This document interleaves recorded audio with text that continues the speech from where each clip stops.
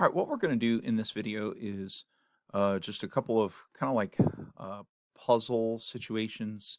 One of them we want to identify the features of the standard form, but this one we want to find we're gonna find something in vertex form. It doesn't have to be vertex form, but vertex form is the easiest.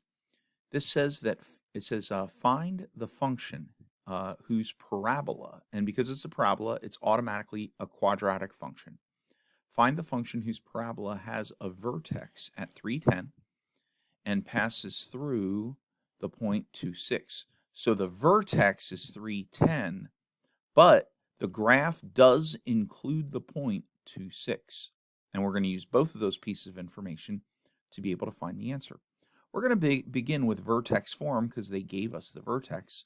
So we're going to start with, well, we know that vertex form goes like this. We got f of x is equal to a times x minus h squared plus k. Okay, and in this case, h is 3 and k is 10.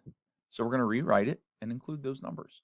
So we're going to say f of x is equal to a times x minus 3 squared plus 10. And now you can see that the only thing we don't know is a. So really, what we're doing here is solving for a. And we're going to use this information, this 0.26. So we have an x value of 2 and a y value of 6. Okay. And so what we're going to do, remember, f of x is this is a y. It's the same thing as saying y. And so we're saying y is equal to, okay? And so this is the same thing as saying y is equal to a times x minus 3 squared plus 10. And then what we're going to do is we're going to take this 2 and put it in for x. Then we're going to take this y and we're going to put it in for y. And then we're going to solve for a. So we're going to put the 6 in for y. So we're going to say 6 is equal to a times, we're going to put the 2 in for x minus 3 squared plus 10. This is getting easier and easier. And now what we're going to do is we're going to resolve this. 2 minus 3. Well, that's 2 minus 3 is negative 1. So we're going to have 6 is equal to a times negative 1 squared plus 10. Then we're going to subtract 10 from both sides. Minus 10 minus 10. It's going to cancel over here. And over here, this 6 minus 10 is going to be, I'm going to move up just a little bit here. Give myself a little more space. Okay. Now you can't do that on paper, but I can do that here.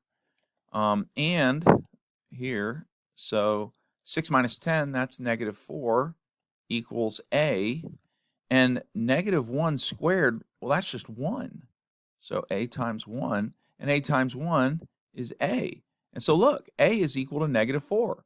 So we now know that a is equal to negative 4. And so we can put that in over here in our function. So we're going to make this now f of x is equal to a is negative 4 times x minus 3 squared plus 10, and we are done. Awesome. All right, now let's try a different question. All right, look at this one. It says identify B and C of the standard form of a quadratic such that, and look, here's our standard form, y equals 13x squared plus bx plus c has the vertex 3, 8. You might be saying, well, we're missing some numbers here. Where's the b and the c? Well, that's exactly what the question is saying. Identify b and c. The purpose of this problem is to try and identify what number goes here and what number goes here. Now, they give us a. That's helpful. And they also give us a point that the graph passes through, 3, 8, and it's a vertex. So we might actually be able to use vertex form to be able to answer this question, and I think that's what we're going to do. All right, so we know that A is 13, so that's, like I said, that's helpful. Okay, so A is 13, and the vertex is 3, 8, so H is 3, and K is 8. And so, in vertex form, we're going to have f of x is equal to 13, because that's A, times x minus 3, because 3 is h squared, and then plus 8, okay? Well, this is a whole function. This is everything. We're not missing anything. So all we got to do is convert this into standard form, and we'll have our b and we'll have our c. So let's go ahead and do what we know how to do. We know that to turn this into standard form, we do 13, and then what we're going to do is we're going to turn this into x minus 3 times x minus 3, and then have the plus 8 on the outside. That's going to become 13 times, okay, here, x times x is x squared. X times negative 3 is negative 3x. Negative 3 times x is another negative 3x. And then negative 3 times negative 3 is plus 9. And then we'll put on our plus 8 at the end. Now we'll take our 13. We're going to combine the middle terms here.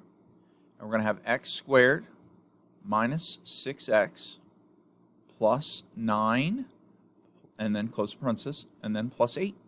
Now we have to distribute the 13. So we'll have 13 x squared. And now 13 times negative 6, let's see, negative 60, negative 78. Negative 78x. Then 13 times 9, let's see, that's 90 and 27. That's going to be 117. And then we have our plus 8. And then 117 plus 8, that's 125. And so our final standard form is 13x squared minus 78x plus 125.